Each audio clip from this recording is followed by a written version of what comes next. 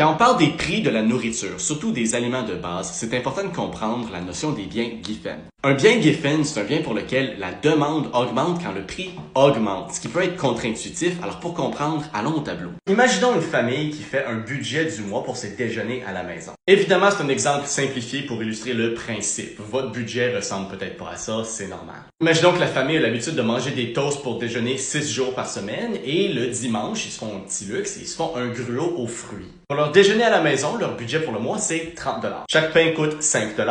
Et ce qu'il leur faut pour leur gruau aux fruits pendant 4 dimanches, ça leur coûte 8 $ par mois. Quand la famille fait son épicerie pour le mois, ils savent qu'il leur faut 4 pains par mois, qui coûtent 5 $ chaque, pour 20 $. Après ça, ils achètent ce qu'il leur faut pour faire leur gruau du dimanche pour un mois et ça leur coûte 8 $. Ça vient un total de 28 $ sur un budget de 30 $, alors il leur reste 2 $. Ils peuvent économiser s'ils veulent pour une fois de temps en temps, peut-être aller au restaurant. Imaginons maintenant qu'on arrive au deuxième mois et le prix du pain a augmenté. Et le budget de la famille a pas bougé, c'est encore 30 $.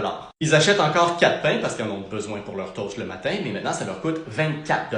Ce qui veut dire qu'ils ont plus assez d'argent pour s'acheter ce qu'il leur faut pour se faire du gruau. Alors ils en achètent pas. Mais là, il faut quand même qu'ils mangent quelque chose le dimanche matin. Alors, ils sont obligés de s'acheter un 5e pain et puis maintenant ils vont manger des toasts le dimanche matin aussi. En plus, maintenant que ça leur coûte 30 $ de pain, ils ont zéro restant. Ils vont pas être capables d'économiser pour pouvoir aller au restaurant, par exemple. Alors pour la famille, évidemment, c'est un mauvais résultat. Même si le prix du gruau et des fruits n'a pas changé, la famille est pas capable d'en acheter. Ils mangent maintenant des toasts 7 jours semaine. Et en plus, ils n'ont pas d'argent qui leur reste à la fin du mois. Mais pour la compagnie de pain, c'est un super bon résultat. Non seulement ils ont augmenté leur prix, ils en vendent plus. Bon, évidemment, comme j'ai dit avant, ça c'est une simplification théorique. Et en pratique, c'est une situation qui devrait pas arriver s'il y a suffisamment de compétition dans le marché du pain. Mais quand on sait que les épiceries et les compagnies de pain se sont fait prendre à fixer leur prix dans le passé de façon qui est non compétitive et illégale, il faut être conscient de ce concept-là pour s'assurer qu'ils le font pas à l'avenir et se rappeler que c'est le rôle du gouvernement de s'assurer qu'ils sont pas en train de le faire.